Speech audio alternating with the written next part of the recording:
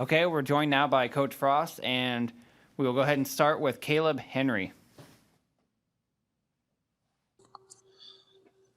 Coach, you said on Saturday after the game that the team didn't have the juice and the enthusiasm. Out of that, you'd give anything to go back and play on that turf.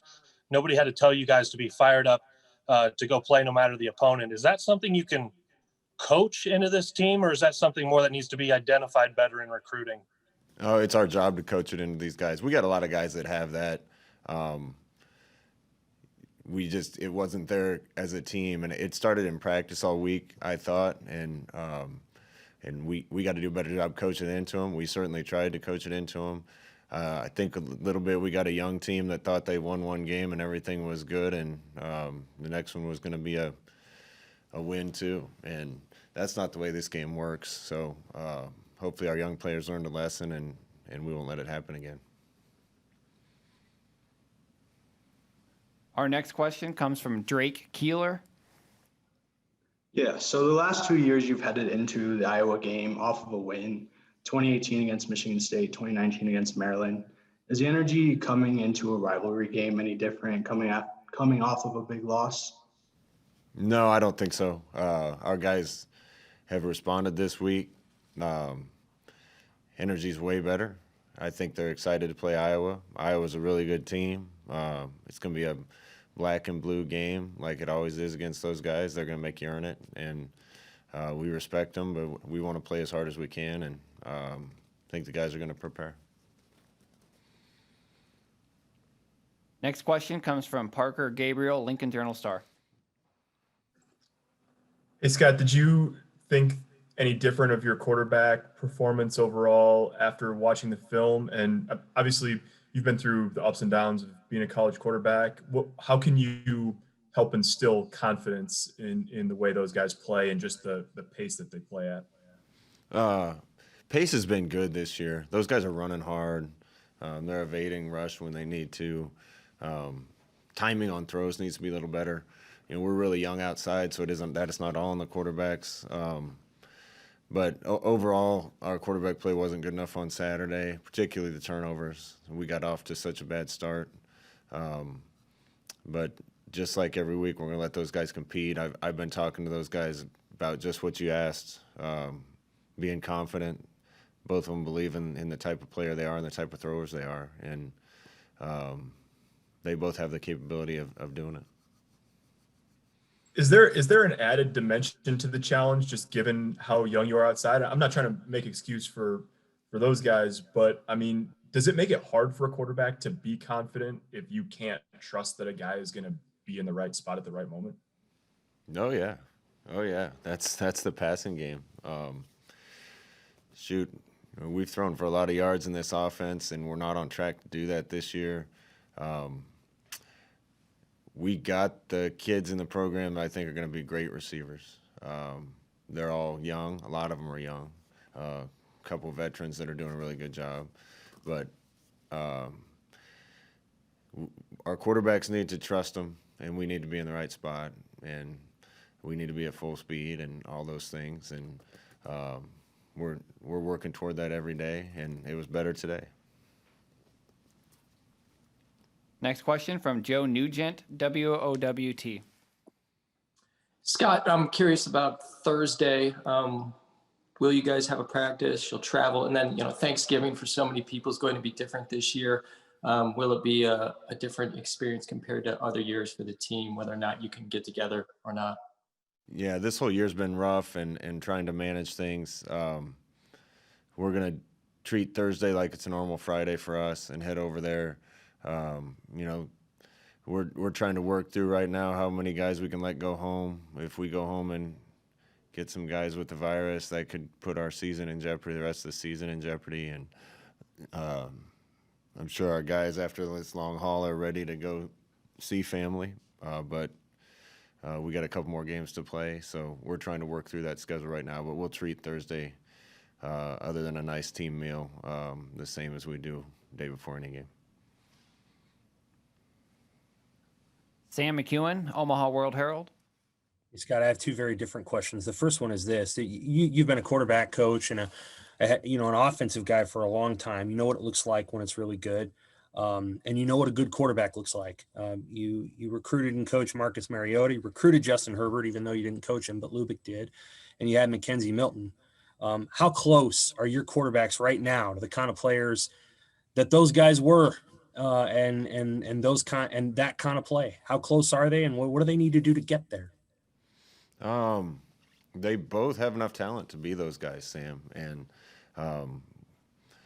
we haven't gotten them playing there yet. Luke was in his second start. That's tough. Adrian has all the talent in the world and has the capability of doing it. Those guys can both be just like the people you asked about, but there's been games where we haven't played like that, and we have to do a better job as coaches to make sure that we get those guys to max out their potential. The other question is, JoJo Doman said that you guys practiced this week as physical as humanly possible.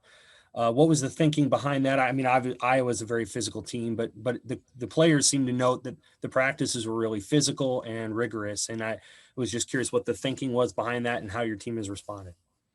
Other than trying to get the guys to play hard, practice hard, that we didn't do as well as I wanted last week, and the execution wasn't well as I wanted. We didn't change practice.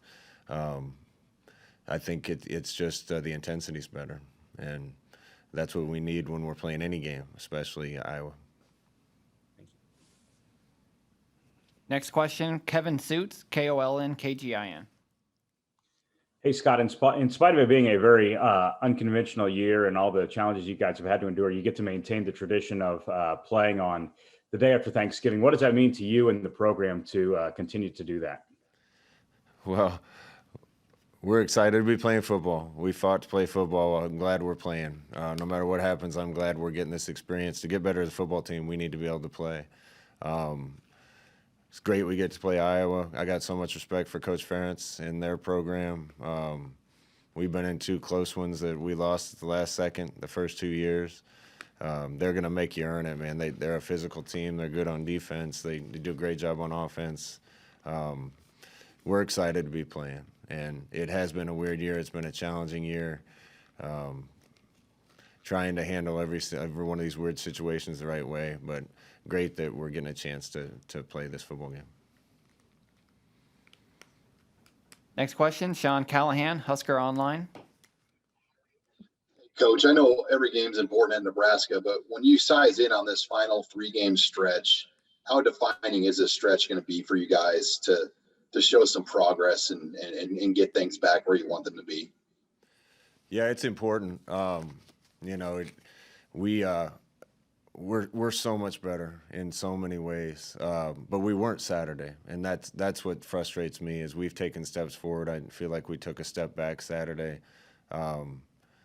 We got more talent in this program than we've had the last 2 years. The talent keeps growing. A lot of the good players that are playing for us are young, freshmen, playing for the first time. To win in this league, you got to not only have the athletes on the field and have the right X's and O's, you got to execute it really well, and that's easier to do with a veteran team than it is a young team.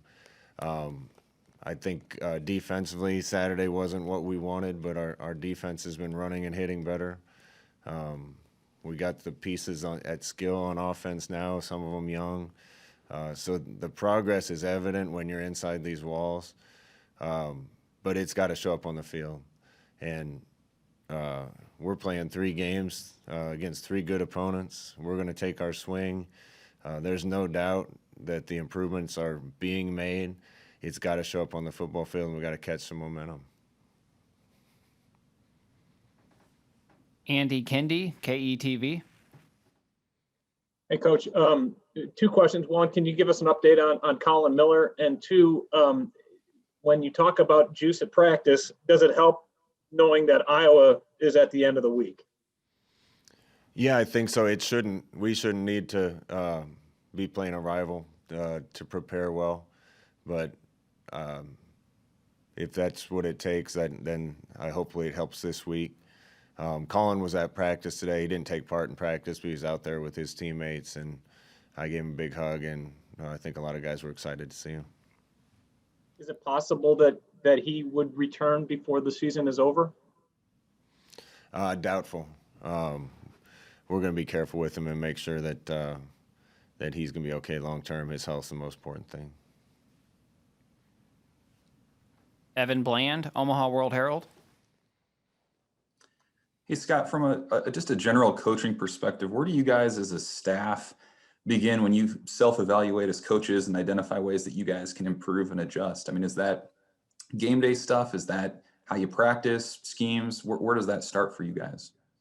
Yeah, we're always looking for ways to be a little bit better, Evan. We're certainly not going to completely change a formula that's been so successful going back a long time, but we all have to self-examine and make sure we're doing everything we can to win. We didn't do a good job getting the team mentally ready to play last week, and we didn't play well. We didn't play anywhere near as well as we could play. To win in this league, you got to play your best. The rest of the year, I've been happy with our energy and effort at Ohio State.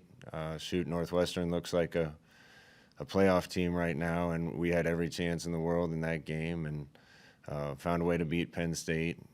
But we can't play like we did Saturday. Again, credit to Illinois, but we can't play like that. And wins are too hard to come by in this league to let that happen. So whatever coaches need to do to make sure the team's ready, we need to do it. Jacob Bartecki, KRNU. Coach, I'm not asking for the game plan, but you guys have not seemed to have like a solid one go-to guy at running back. I was wondering if in practice anyone has been kind of up there towards the top above everyone else. And then just a follow-up do you have a status on Jack Stoll for this weekend? Yes, Jack's fine. Mills was kind of our lead running back. He's been nicked up. That puts us in a position where we got Wandale that we want to use at receiver, but can put him in the backfield and can do special things, and some freshmen. And those freshmen have been battling it out. And I can't tell you there's one that's clearly on top because they're all talented kids, but that's the boat we're rowing in right now. Thank you. Mitch Sherman, The Athletic. Hey, Scott, back to the quarterbacks. When you've been through a shakeup during the season like you have this year where you changed guys, is there an extra concern at all about potentially going down that road again? And how much do you have to consider all of the guys involved and how it impacts their confidence if you have an unsettled situation at that position? Yeah, I don't think being around the guys every day, I don't think the rest of the team's going to be affected. I care about those two kids so deeply.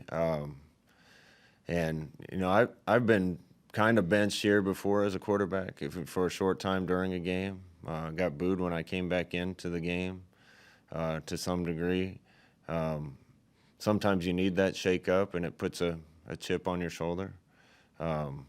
There's no doubt in my mind Luke McCaffrey's the future around here.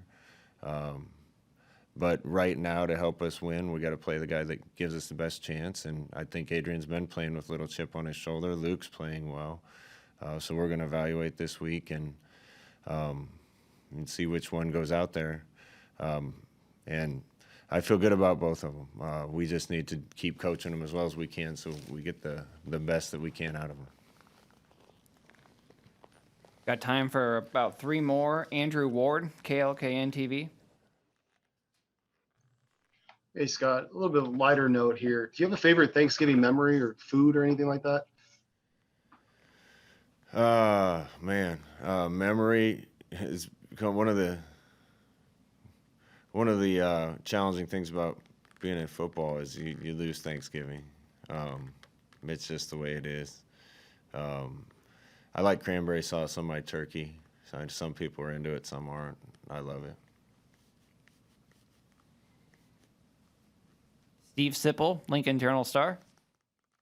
Hey, Scott, what have you noticed defenses doing to against Wandale? Is there anything in particular that you notice that they're taking away or trying to take away? They're aware of where he is all the time. some of the quick throws, some of the option routes, some of the fast screens, they know where he is. But not taking anything away, no. We have a lot of people up near the line of scrimmage against us right now until we're going to be able to push the ball downfield better. So just to make everything clear here, you don't know who the starting quarterback will be at this point on Friday, excuse me. No, just like last week, we're letting them compete, and not sure. Thank you, Scott. Okay, I have two more. Brian Christopherson, Nebraska 24/7. Hey, Scott, from the middle linebacker perspective, just a football question. What do you do there now with Colin gone? And I know Luke got dinged a little bit at the end. How do you feel about your pieces there? I feel good. I think Luke's going to be fine. We can always move Nick back to that spot. Snodgrass has done some good things and got some playing time. So we still got some guys that we feel good about there. I have one more. How do you keep young guys? There was a couple of young guys who tweeted out some frustrations after the game and stuff. And I know you got a locker room full of 150 guys, so it's hard to keep everyone happy. But how do you keep guys motivated, especially during a year like this with COVID and all of that you're dealing with? Yeah, it's a challenge. I was the second-ranked quarterback in the country, I think, coming out of high school. I didn't play till my fourth year of college. Things worked out great for me. Freshman years are hard because you're used to being the star of the show in high school, and you come, and very few freshmen are capable and able to start their freshman year. This year's been even tougher. With no fans in the stands, they don't get to see what Memorial Stadium looks like. We're going to be done with school and still have a few weeks of season left here. So there's been probably even more challenging before. But at the end of the day, a lot of kids need to learn to be patient, and if they persevere, things are going to work out better for them. Not everything happens easy or right away or when you want it to.